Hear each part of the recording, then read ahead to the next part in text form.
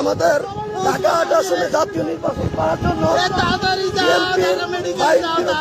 দাঁড়িয়েছে আমাদের ওসমান হাদিকে এই মুহূর্তে গুলি করেছে ওসমান হাদির অবস্থা খুবই খারাপ। আপনারা যারা যেখানে আছেন অবশ্যই ওসমান হাদি ভাইকে গুলি করেছে মোটরসাইকেল থেকে।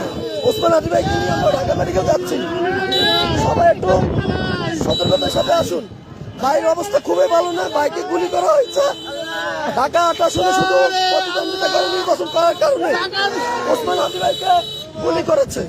যারা এই সন্ত্রাসী কার্যকলাপ করেছে, যারা এই সন্ত্রাসী নির্যাতনের মধ্যে দিয়ে আবার রাজনীতি করতেছে, তাদের পরিণতি কি হবে সেটা অবশ্যই দেখা যাবে। আমার ভাই ওসমান হাদিকে গুলি করা হয়েছে, এটি খুবই লজ্জাজনক আমাদের জন্য।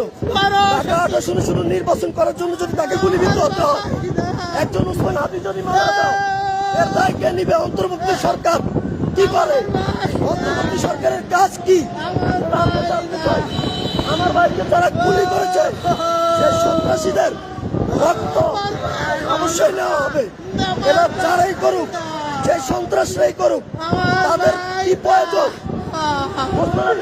আমার ভাই নাই উসমান হাদি গুলি করতে।